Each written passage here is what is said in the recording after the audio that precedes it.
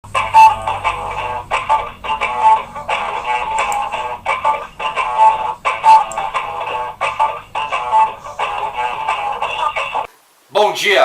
dia Santa Isabel, bom dia Viamão, bom dia Brasil. Aí iniciando a nossa live com o programa Debates de Opiniões, que também vai ao ar no www.radiosantosabel.com.br. Nossa matéria de capa fala sobre a reforma da Previdência, a deforma da Previdência. Deforma essa que vai acabar com a aposentadoria dos trabalhadores brasileiros. Nós temos que nos atentar para esse tipo de coisa. E a gente foi buscar a palavra aí do dirigente da ANASPRA. Soldados, cabos e sargentos criticam nova carreira em previdência dos militares. Abre aspas, não tenho adjetivos para definir o sentimento da tropa durante ou diante desta reestruturação que está sendo imposta para nós. Foi com esta frase que o presidente da União Nacional de Familiares das Forças Armadas e Auxiliares, Unifas, Kelma Costa, encerrou sua participação na audiência da Comissão de Direitos Humanos e Legislação Nacional de Famílias das Forças Armadas e Auxiliares, que discutiu os impactos da reforma da Previdência, a PEC 6/2019. PEC esta que, como eu disse, irá acabar com o direito dos trabalhadores da ativa e aqueles que já se aposentaram. Kelma lembrou que o ministro da Economia, Paulo Guedes, na Comissão de Assuntos Econômicos, disse que os generais também teriam ficado chateados com o rigor da reforma sobre os militares. Para ela, se os generais estão chateados, imagine a tropa. Vamos ver e ouvir o que fala o Elisandro Lotti, que é presidente da ANASPRA. Vamos ver aqui para a gente ter uma ideia aqui do que os militares, né, estão pensando sobre isso. Mas é muito mais fácil pegar o soldado, o cabo, o sargento, e aí me permitam me referir à minha categoria novamente, o soldado, o cabo, o sargento, o subtenente, que não pode fazer greve, que não pode isso, que não pode aquilo, que não pode aquele outro, criar toda uma construção de privilégio, quando na verdade já foi explanado pelos meus antecessores aqui que não é verdade, não existe privilégio. Dizer isso é muito fácil, pegar os professores, o trabalhador rural, a enfermeira, aquele pessoal lá da ponta do sistema, o trabalhador, aquele que efetivamente constrói o Brasil com o suor do seu rosto, e jogar uma carga em cima dele, e aí depois agradar ou para agradar o mercado financeiro. E não sejamos ingênuos, todo mundo já sabe, né? Não estamos mais na década de 60, na década de 70, 80. A informação pode ser hoje divulgada tranquilamente, está aí nas redes sociais. Todo mundo sabe que essa reforma da Previdência é para agradar o mercado financeiro. Todo mundo sabe disso. Ninguém é mais ingênuo ao ponto de acreditar que o problema é só a Previdência. Não. O problema é muito mais grave no Brasil e precisa ser discutido. Por que eu estou discutindo? A ANASPRA tem uma posição muito clara com relação à reforma da Previdência como um todo. Nós somos contra a reforma da Previdência como um todo. Por quê? Porque eu não sou filho de chocadeira. Eu tenho filhos, eu tenho mãe, eu tenho pai, não obstante já estarem falecidos, mas eu tenho parentes, amigos, que não são militares e que estão lá. Professores, a minha esposa é professora, que estão lá no seu dia a dia tentando. E por isso que nós somos contra a reforma, porque ela vai trazer problemas sérios para o Brasil, para a população brasileira, para o povo trabalhador. E por conseguinte, para a segurança pública.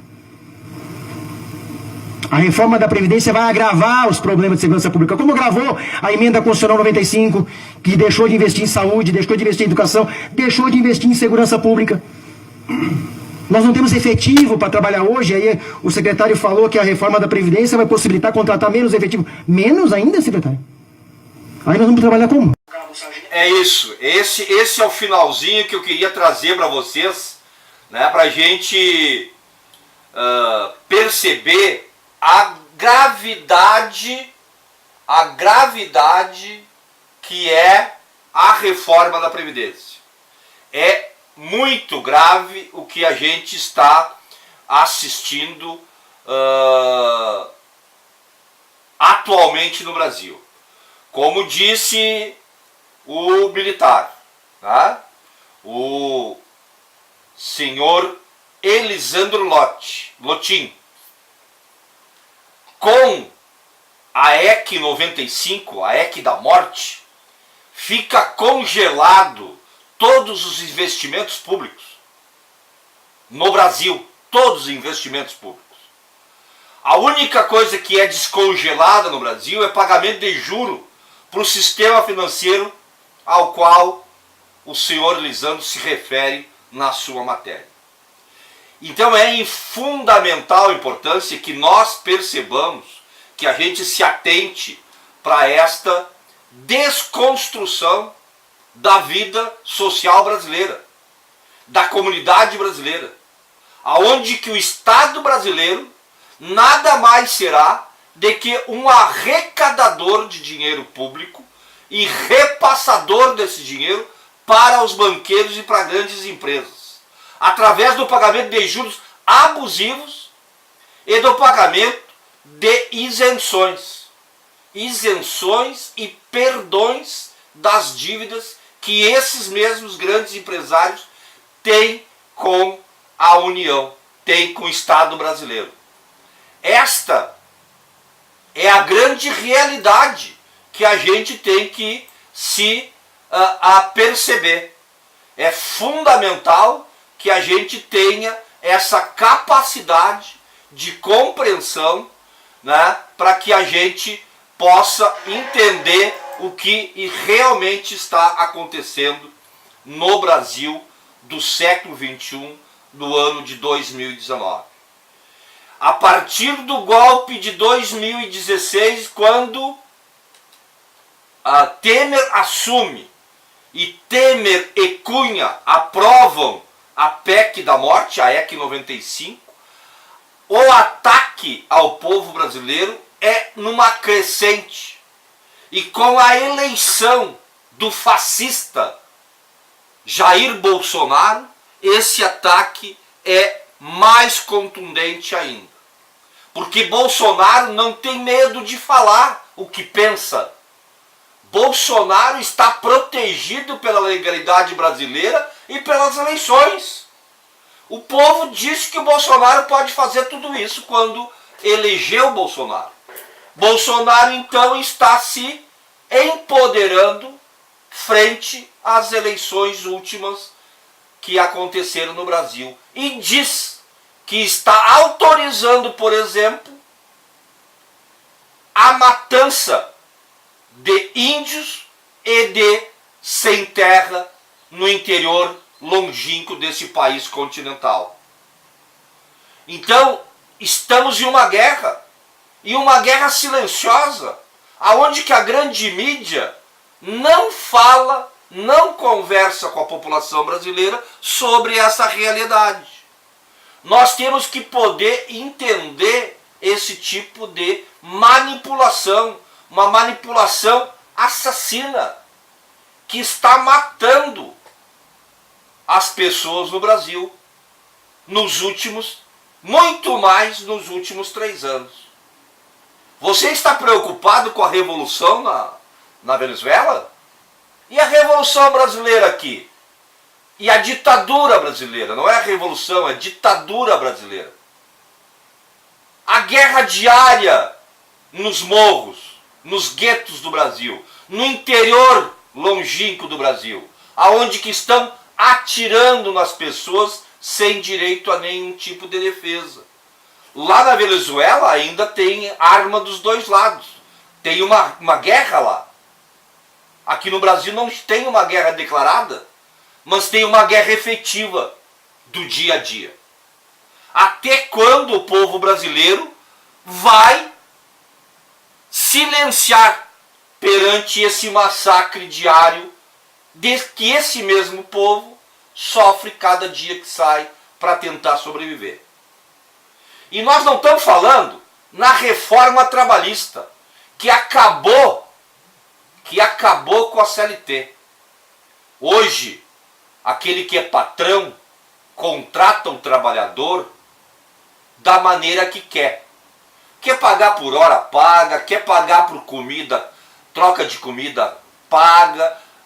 Quer trocar só por casa, troca, né, por moradia. Esta é a realidade, porque não existe mais CLT.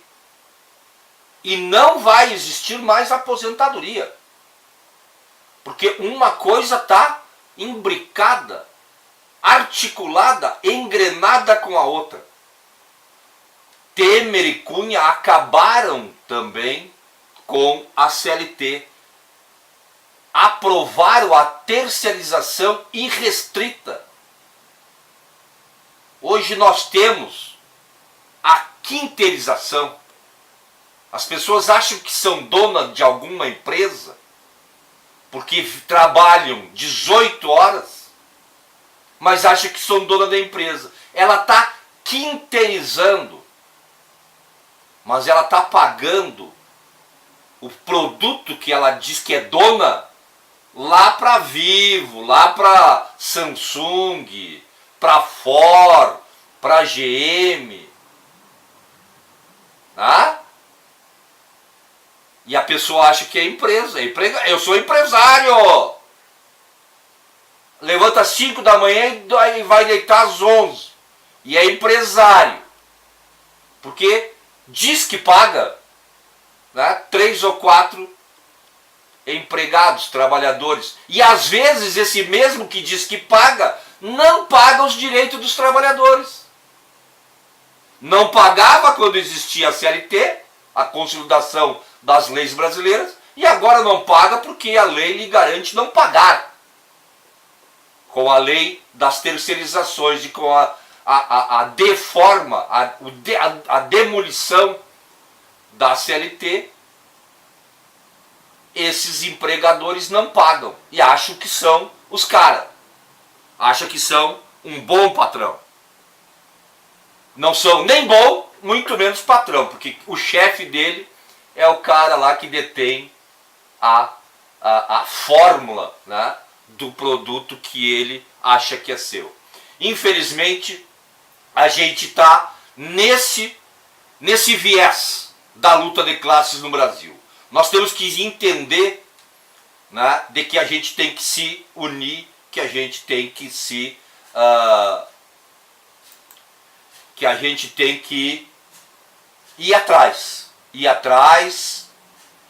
dos nossos direitos, da nossa sobrevivência, e isso se faz com greve geral.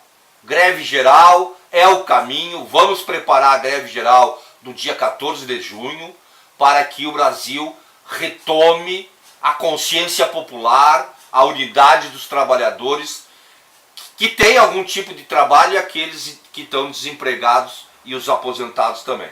Vamos ouvir uma música e a gente já volta aí no nosso Debates e Opiniões.